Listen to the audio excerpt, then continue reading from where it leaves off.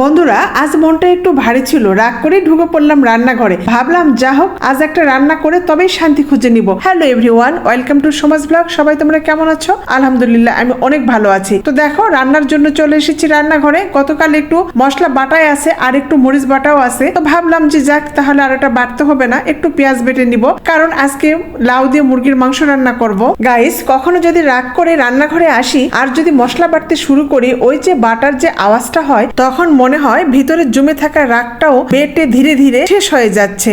যখন ঘ্রাণটা ছড়িয়ে পড়ে তখন মনে হয় শান্তি বেশি দূরে না, এই রান্নার মধ্যেই হয়তো লুকিয়ে আছে কোথাও। তো দেখো কথা বলতে বলতে আমার পেঁয়াজটাও বাটা হয়ে গেছে, আর পেঁয়াজের সঙ্গে তোমরা কি লক্ষ্য করেছো কাঁচামরিচও দিয়েছিলাম। তো সবগুলো এখন মুরগির মাংসের মধ্যে দিয়ে নিব।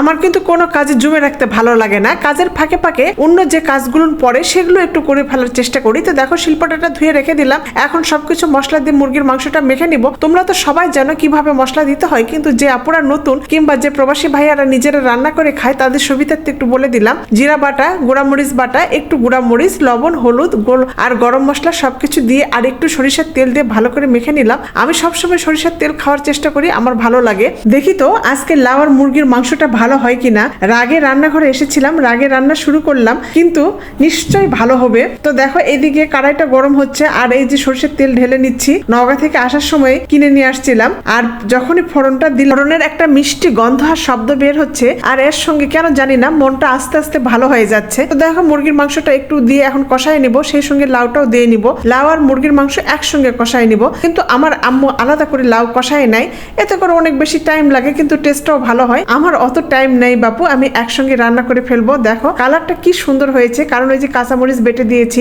লাউয়ের মধ্যে কাঁচামরিচ বেটে দিলে কালার যেরকম সুন্দর হয় আর রান্নাটা অনেক মজার হয়। তো একটু একটু করে পানি দিয়ে বারে বারে কষাই নিব, আর এর সঙ্গে একটু আলুর ভর্তা বানাবো, কিন্তু আজকে একটু অন্যরকম ভাবে বানাবো। একই আলু কিন্তু একটু বুদ্ধি খাটালে তো স্বাদটা পুরাটাই পাল্টে যায়। ঠিক যেন জীবনের মতো দিনগুলো একরকম হলো, মনটা যদি একটু মাঝে মাঝে পাল্টায় সবকিছু নতুন লাগে। তো দেখো এই যে আলু ছিলে সুন্দর করে স্লাইস করে কেটে সিদ্ধ করে নিয়েছি, আর শুকনো মরিচে ভেজে নিয়েছি। এখন এগুলো পাটায় বেটে ভর্তা বানাবো, এতে করে ভর্তাটা অনেক চিটকা চিটকা হয় আর স্বাদটাও অন্যরকম হয়। এই রান্নাঘরটা আমার নিজের জায়গা, এখানে আমি রাগ করি, হাসি, কাঁদি, আবার শান্ত হই।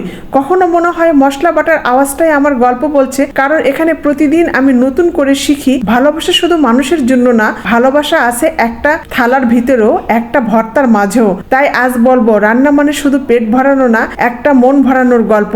রাগ করে শুরু করলেও শেষ হয় তৃপ্তির হাসিতে। আর সাধারণ আলুর ভর্তাও যদি একটু ভালোবাসা দিয়ে বানানো যায় তাহলে স্বাদটা হয় অন্যরকম। তো দেখো বলতে বলতে সবকিছু শেষ, তো এখন প্লেটটা সাজাই নিচ্ছি। কেমন লাগছে বলো তো, আর ভিডিওটি কেমন লাগলো অবশ্যই কমেন্টে জানাবে। সবাই ভালো থেকো, আল্লাহ হাফেজ।